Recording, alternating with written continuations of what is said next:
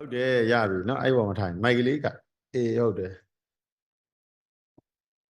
ဟုတ်ပြီเนาะကွင်ကြီးရဲ့နာမည်မိတ်ဆက်ပေးလို့ရပြီလားဟုတ်တယ်ကွင်ကြီးရဲ့နာမည်နဲ့အသက်လေးကိုအရင်မိတ်ဆက်ပေးပါအောင်เนาะနာမည်ကတော့စင်မင်းနိုင်ပါဗျဟောစင်မင်းနိုင်ကိုရင်နာမည်ရောကိုရဲ့နာမည်ကတပည့်တော်ကိုရင်နာမည်တပည့်တော်ရှိမလားခုနပြောပေးလိုက်အောင်ကိုကြီးဟိုကကိုရင်နာမည်ပြောပြလိုက်အောင်မလို့တော့တပည့်တော်ရဲ့နာမည်ကတော့တန်ရတာပါဖေဟောတန်ဝရာဟုတ်ပြီကိုရင်တန်ဝရာဟုတ်ပါပြီเนาะတတ်တော်ဘယ်လောက်ရှိပါလဲတော့အသက်က6နှစ်ပဲပါဗျ6နှစ်တောင်ခွဲသွားပြီလား6နှစ်ခွဲတော်တော်ကြီးပြီဘယ်နေလာတော့ရတော့ကိုကြီးနေကြည့်တော့ပါဗျနေပြီတော့လည်းအားထုတ်တာဟုတ်ပြီအဲ့တော့အရင်တော့တရားအားထုတ်ခဲ့ဘူးတဲ့တွေ့ကြုံရှိလားရှိရတရားအားထုတ်ဘူးလေဟာဘယ်နဲ့ဘိုက်ထက်အမြတ်စကျင်တာလားဟမ်ဘယ်ချိန်အမြတ်စကျင်ခဲ့လာတာဟုတ်ပြီအဲ့တော့နေပြီတော့နေလာကျင်တော့တရားစကန်ကိုရင်ဝေ့ပြီးတော့လာကျင်တော့ဘယ်နေ့ဘယ်ရက်မှာဘာတွေတိသွားလို့လာလျှောက်တာလဲကိုကြီးလျှောက်ပါအောင်ငါတိသွားလို့လားဆောက်ငါတိသွားလို့ငါရှိတာကိုတိတာလားမရှိတာကိုတိတာလားမရှိတာတွေ့ရဘယ်နေ့ဘယ်ချိန်မှာဘလို့ရှုလိုက်လို့တိသွားတာလဲအဲ့ဒါလေးနည်းနည်းလေးဦးစင်းကိုရှင်းပြပေးဦးနော်ဘလို့တွေရှုမှတ်ခဲ့လဲဘလို့တွေအားထုတ်ခဲ့လဲကျန်တဲ့လူတွေကိုလည်းပြောပြပေးပါအောင်ကွင်ကြီးရဲ့တရားအတွေ့အကြုံတွေကိုရှောက်ပေးပါအောင်နော်ကောင်းခါခြေလက်အေးဟုတ်တယ်ဘလို့ရှာတာလဲကောင်းကားရှည်တယ်မှာငါ့ကိုဘလို့ရှာတာလဲကောင်းမှငါရှိရဆိုရင်စပင်းနေရှင်နဲ့စပင်းနေချူနဲ့အဲ့ဒါကိုကြောလို့ရငါရှိလို့လားမရှိလို့လားမရှိဘူးနောက်ခုကငါပိုင်လို့လားပိုင်လို့လားပိုင်အဲ့ဒါကိုချုပ်ပြီးပုံလားပြီးရင်လက်ကိုမရမယ်လက်မှာငါရှိရဆိုရင်မထုံနဲ့မကျင်နဲ့အဲ့ဒါကိုကြောလို့ရငါရှိလို့လားမရှိလို့လားမရှိဘူးနောက်ခုကငါပိုင်လို့လားပိုင်လို့လားပိုင်အဲ့ဒါချုပ်ပြီးပုံလားပြီးရင်ချက်တော့မရမယ်ချက်တော့မှငါရှိရဆိုရင်ချက်တော့တွေမကျင်နဲ့ချက်တော့တွေမနာနဲ့ခလုံးတိုင်းနဲ့အဲ့ဒါကြောလို့ရငါရှိလို့လားရှိလို့လားရှိဘူးနောက်ခုကငါပိုင်လို့လားပိုင်လို့လားပိုင်အဲ့ဒါကိုချုပ်ပြီးပုံလားပြီးရင်ခန္ဓာကိုယ်မရမှာဘိုင်းမှာငါရှိရဆိုရင်ထမင်းစားနဲ့ရင်တော့ချင်းပါနဲ့ရှင်းပေါင်းနဲ့အဲ့ဒါကိုချုပ်ပြီးပုံလားငါရှိလို့လားရှိလို့လားရှိဘူးနောက်ခုကငါပိုင်လို့လားပိုင်လို့လားပိုင်အဲ့ဒါကိုချုပ်ပြီးပုံလားပြီးရင်ပထဝီတေဇောဘောဝါယောဘက်ထရီးယားကြောတာမှာတေဇောပူရာအေးရာဘောကယူရာစီရဝါယောတွန်းနာကန်တာဟုတ်ပြီအဲ့လိုရှုတော့ဘာဖြစ်တော့တိပါအဲ့လိုတိသွားတော့ဘာကိုတိသွားတာလဲငါကိုတိပါငါဆိုတာရှိတာကိုတိတာလားမရှိတာကိုတိတာလားမရှိတာကိုတိရဟုတ်ပြီငါမရှိရင်ဘာရှိလဲငါမရှိရင်တက်ကြီးလေးပါရှိတက်ကြီးလေးပါရှိပါခုနပြန်ပြောပြပါဦးတက်ကြီးလေးပါဘာတွေလဲတက်ကြီးလေးပါပထဝီတေဇောဘောဝါယောဟုတ်လားဟောအဲ့ဒါတွေတွေးလိုက်တော့ငါမရှိဘူးလို့သိသွားတာငါမရှိဘူးလို့သိတော့စိတ်ထဲမှာဘယ်လိုခံစားလိုက်ရလဲဘာလို့သိသွားလဲရတယ်လို့ထင်နေတာဟမ်ငါရှိတယ်လို့ထင်နေတာမရှိဘူးလို့ထင်တယ်မရှိဘူးလို့ထင်တယ်အဲ့ငါမရှိဘူးလို့သိတော့စိတ်ထဲမှာဘယ်လိုခံစားလိုက်ရလဲငါမရှိတော့ပူလောင်လားအေးချမ်းလားပူလာမယ်ဟောဒီတိကျစဉ်းစားပြီးမှဖြစ်နော်ကိုကြီးဦးဇင်းခက်တိတိမနောက်နဲ့ငါမရှိဘူးလို့သိတော့စိတ်ထဲမှာပူလောင်သွားလားအေးချမ်းသွားလားငါမရှိလို့သိသွားတော့စိတ်ထဲအေးချမ်းသွားအေးချမ်းသွားတာအေးလုတ်ပါနော်တိုင်းပြောင်းမြန်နဲ့ချနေတယ်နော်ဟုတ်ကဲ့အဲ့တော့အေးချမ်းဘယ်လောက်ကြာလဲအေးချမ်းမှုကအများကြီးအများကြီးအေးချမ်းတယ်ဟုတ်ပြီအဲ့အေးချမ်းမှုကဘာနဲ့ဥပမာနိုင်စားလို့ရလဲအဲ့အေးချမ်းမှုကဘယ်လိုအေးချမ်းမှုနဲ့နိုင်စားလို့ရလဲတက်ကြီးလေးပါအေးလေဟုတ်တယ်ဓာတ်ကြီးလေးပါဟုတ်ပြီဓာတ်ကြီးလေးပါမှန်တယ်လေအဲ့ချမ်းသာမှုကဘာနဲ့ဥပမာနိုင်စားလို့ရလဲမိုးဘိုးရလို့ပြောတယ်လို့မျိုးလားကြောင်းပိတ်လို့ပြောတယ်လို့မျိုးလားဘယ်လိုပြောလဲအဲ့ပြောတော့အဲ့ချမ်းသာမှုကဘာနဲ့ဥပမာနိုင်စားမလဲ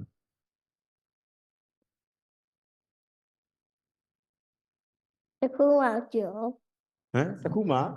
ကျော်ဘယ်နဲ့တခုမှမတူဘူးလားဘယ်ချမ်းသာမှုနဲ့မတူဘူးအဲ့တော့နိုင်စားလို့ရလားအဲ့ချမ်းသာမှုကမရဘူးဘာနဲ့မှနိုင်စားလို့မရအဲ့လိုပြောချင်တာလားဟုတ်လားအဲ့လိုပြောချင်တာလားအေးဟုတ်ပြီအဲ့လိုပဲပြောလိုက်နော်ဟုတ်ပြီအဲ့ချမ်းသာမှုကကိုကြီးဘွားမှာမေ့သွားနိုင်လားအဲ့ချမ်းသာမှုကကိုကြီးရဲ့ဘွားမှာမေ့သွားနိုင်လားမေ့သွားနိုင်လားလို့အဲ့ချမ်းသာမှုမျိုးကကိုကြီးရဲ့ဘွားမှာအတွေ့မေ့သွားနိုင်လားလို့အဲ့ချမ်းသာမှုမျိုးကမေ့သွားနိုင်မမေ့သွားနိုင်ဘူးဟုတ်ပြီအဲ့တော့ ချမ်းသာမှုလေးကိုအာယုံညွန့်ပြီးတော့အဲ့လွတ်မြောက်တဲ့စိတ်လေးနဲ့ကိုကြီးကငါဆိုတာမရှိဘူးဆိုတဲ့အသည့်လေးနဲ့ကိုကြီးအခုသိမယ်ဆိုရင်အပေလေးပုံငယ်ရှိတဲ့ကြမှာလားအဲ့ဒီအသည့်နဲ့သိ မရှိဘူး ဘယ်သူကအမခံပေးမှာတော့ ခန္ဓာကိုယ်က ခန္ဓာကိုယ်မှာဟုတ်တယ်ခန္ဓာကိုယ်ကဘာလို့မြင်လို့အမခံတာလဲကိုကြီးကခန္ဓာမှာကိုကြီးရဲ့ခန္ဓာကိုယ်မှာဘာလို့မြင်လို့အမခံတာလဲ ငါ့ကိုမြင်လို့ ငါဆိုတာမြင်တာလားငါဆိုတာမရှိတော့မြင်တာလားရှိတော့မြင်တာလား မရှိရအောင်မြင်တာ ဟုတ်တယ်ငါမရှိတော့ဘာတွေရှိလဲပြန်ပြောနောက်တစ်ခေါက်ပြောပြအောင် နောက်တစ်ခုကယောက်ျားလည်းလူပဲမိန်းမလည်းလူပဲလူ39ရက်သားနဲ့ဖွဲ့စည်းတာပြီးရင်၄ပိုင်းပိုင်းကကောင်းခါချေလက်ရေစောင်းကောင်းအောင်မရမယ်ကောင်းမှငါရှိရဆိုရင်စမေရင်ရှင်နဲ့စမေရင်ချူနဲ့အဲ့ဒါကြောင့်အဲ့ဒါငါရှိလို့လားမရှိလို့လား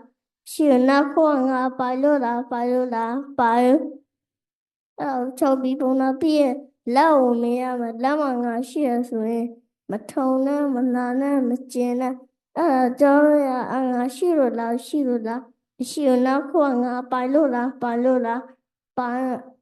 ချုပ်ပြီးပုံပြီးရင်ချက်တော့မရမယ်ချက်တော့ငါရှိရဆိုရင်မထုံနဲ့မနာနဲ့မကျင်နဲ့အဲ့ဒါကြောင့်မရငါရှိလို့လားရှိလို့လားမရှိဘူးနောက်ခေါ်ငါပိုင်လို့လားပိုင်လို့လားဘာလို့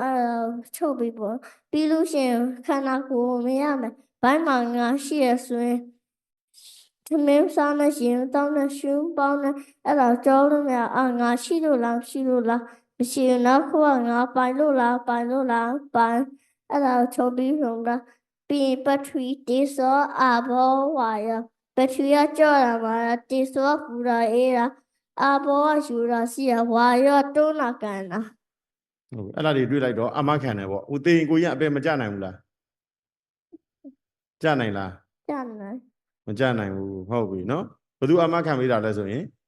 ဘယ်လိုဖြစ်မလဲ ခန္ဓာကိုယ်က အခန္ဓာကိုယ်ကအမခံပါဘာတွေကိုကျင့်ထားလို့ဘာကိုသိသွားလို့အမခံတာလဲမင်းဘယ်လိုဖြစ်မလဲ ငါ့ကိုသိသွားလို့ ငါဆိုတာမရှိတာကို မသိသွားလို့ ငါဆိုတာမရှိဘူးလို့သိသွားတာမသိတာမဟုတ်ဘူးဟုတ်လားငါဆိုတာမရှိတာကို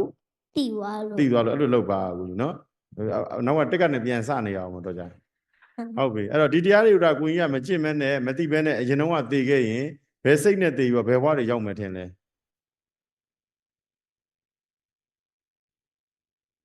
ဒီတရားတွေကိုမသိပဲနဲ့မကြင့်မဲနဲ့အခုလိုသိသွားငငယ်ရွယ်နဲ့သိခဲ့မယ်ဆိုကိုကြီးကဘယ်တွေရောက်မယ်ထင်လဲဘယ်စိတ်နဲ့သိရောဘယ်ဘဝတွေရောက်မယ်ထင်လဲဒီတရားတွေကိုမကြင့်မဲနဲ့သိရင်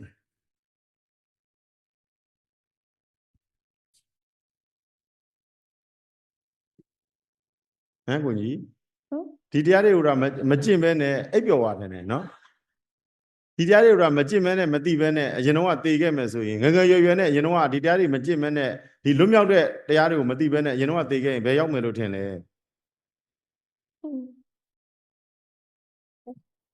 ဘယ်ရောက်မှာတော့ဒီတရားတွေကိုမသိပဲနဲ့သိရင်ဘယ်ရောက်မှာထင်လဲငရဲအခုသိသွားတော့ကြားနိုင်သေးလား ကြနိုင်တော့မကြားနိုင်ဘူးဟုတ်ပြီနော်အခုဘာကိုမြင်သွားလို့လဲကိုကြီးကခန္ဓာမှာငါ့ကိုမြင်သွားလို့အေးငါကိုမြင်သွားလို့ဟုတ်ပြီနော်ငါရှိတာလားမရှိတာလားမရှိရမရှိတာလောက်ပါကိုကြီးနော်နောက်ကလိုက်ကောက်နေရတယ်နော်ကိုကြီးအဲ့ပြီးတော့အရင်တော့ကိုကြီးနိဗ္ဗာန်ဆိုတာကြားဘူးလားအရင်တော့နိဗ္ဗာန်ကြားဘူးတယ်အရင်တော့ကြားဘူးတဲ့နိဗ္ဗာန်နဲ့ကိုယ်တိုင်ခံစားလွတ်မြောက်တဲ့ဒီတင်ကနိဗ္ဗာန်ဘာကွာခြားမှုရှိလဲဘာမရှိ ဟုတ်လေဘာကွာခြားလဲအရင်တော့ကြားဘူးတဲ့နိဗ္ဗာန်ဘယ်လိုမျိုးလဲတခုချင်းဖြစ်အရင်တော့ကြားဘူးတဲ့နိဗ္ဗာန်ဘယ်လိုမျိုးလဲ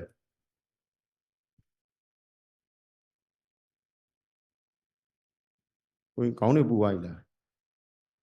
အရင်တော့ကြားဘူးတဲ့နိဗ္ဗာန်ဘယ်လိုမျိုးလဲနိဗ္ဗာန်မှာဘာတွေရှိလဲအရင်တော့ကြားဘူးတဲ့နိဗ္ဗာန်နိဗ္ဗာန်နဲ့သားရှိတယ်အရင်တော့ကြားဘူးတဲ့နိဗ္ဗာန်နတ်သားတွေရှိဟလားဒါဆိုကိုယ်တိုင်ခံစားလွတ်မြောက်တဲ့ဒီတည်ငါနိဗ္ဗာန်ကြတော့ဘယ်လိုနိဗ္ဗာန်မျိုးလဲအခုကိုယ်တိုင်ခံစားလွတ်မြောက်သွားတဲ့တည်ငါနိဗ္ဗာန်ကြတော့ဘယ်လိုမျိုးလဲလို့ကိုယ်တိုင်တွေ့ရှိတဲ့ဒီတည်ငါနိဗ္ဗာန်ကြတော့ဘယ်လိုမျိုးလဲ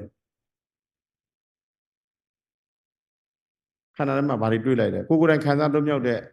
တည်ငါနိဗ္ဗာန်ကြတော့ဘယ်လိုမျိုးလဲငါတွေ့လိုက်ငါဆိုတာမရှိတာကိုတွေ့လိုက်တာအဲ့လိုပြောချင်တာလားအဲ့ဘက်မှာလောဘရှိလားရှိဒေါသရော မရှိ အဲ့ဘာငါလည်းမရှိဘူးလောဘဒေါသလည်းမရှိတဲ့အဲ့လွတ်မြောက်တဲ့တရင်ကချမ်းသာဘာချမ်းသာလို့သိလိုက်တာလဲကိုကြီးကလောဘဒေါသကင်းတဲ့တရင်ကချမ်းသာဘာချမ်းသာလဲငါလည်းမရှိဘူးလောဘဒေါသလည်းမရှိတဲ့တရင်ကလွတ်မြောက်တဲ့ချမ်းသာဘာချမ်းသာဖြစ်မလဲ နိဗ္ဗာန် နိဗ္ဗာန်ရဲရဲပြောပါလောဘဒေါသကင်းတဲ့ချမ်းသာဘာချမ်းသာတော့ နိဗ္ဗာန် နိဗ္ဗာန်ဘယ်သူကပြောတာတော့ ခန္ဓာကိုယ်က အဲ့ခန္ဓာကိုယ်ကပြောတာရေတော်သေးတာပေါ့သူများပြောတာဆိုလွယ်အောင်ပါနော်ဟုတ်ကဲ့တော့ချမ်းသာတာကတရားလားတရားချမ်းသာတာလား တရားချမ်းသာလား ဘယ်အရာကိုတရားလို့သိသွားတာလဲခန္ဓာမှာ ငါလို့ ငါတွေနဲ့ဖွဲ့စည်းတာလားတဘာဝတရားနဲ့ဖွဲ့စည်းတာလား တဘာဝတရားရဲ့ဖွဲ့စည်း အေးတဘာဝတရားနဲ့နော်မိမသွားနဲ့နော်ကြက်ထားတာမိသွားလားကူနော်အဲ့တော့တဘာဝတရားတဘာဝဆိုတာဘာလဲတရား တရား အေးဒီဘက်ဦးစင်းဘက်ကိုလည်းကြည့်ရောကိုကြီးစဉ်းဘာတွေစဉ်းစားနေတဘာဝဆိုတာတရားတရားဆိုတာဘာကိုပြောတာလဲ နိဗ္ဗာန်ညမောက်ကျူနေ တရားဆိုတာနိဗ္ဗာန်မျက်မှောက်ပြုနေတရားဆိုတာမြတ်တခြင်းတရားဆိုတာ ညတာချင်း မြတ်တခြင်းကအကောင်းနေလားအဆိုးတွေလား ဆိုရ ဟာတရားဆိုတာလေအကောင်းကိုပြောတာလားအဆိုးကိုပြောတာစဉ်းစားရွက်ပြေလေ ကာ အကောင်းရှိရင် ဆို အကောင်းနဲ့ဆိုးနဲ့ဒွန်တွဲနေတာကိုဘာလို့ခေါ်လဲမြတ်တလို့တရားအဲ့တော့ပြန်မေးမယ်နော်အဲ့တော့တရားဆိုတာကမြတ်တခြင်းကအကောင်းကိုပြောတာလားအဆိုးကိုပြောတာလား ဆို အေးအဲ့တော့ရောက်ကြကြရင်ပြဿနာတက်အောင်မယ်နော်အိမ်ပြန်ရောက်သွားရင်အဲ့တော့တရားဆိုတာအကောင်းရှိရင် ဆို အဆိုးရှိတယ်အကောင်းတစ်ခုတည်းလားအဆိုးတစ်ခုတည်းလားအကောင်းဆိုးတွန်တွဲနေတာလား အကုန်တွဲနေတာ အေးအကုန်တွဲနေတာအေးလှုပ်ဆန်းမှာကြပြီခုနဆက်မင်းဒုက္ခရောက်တော့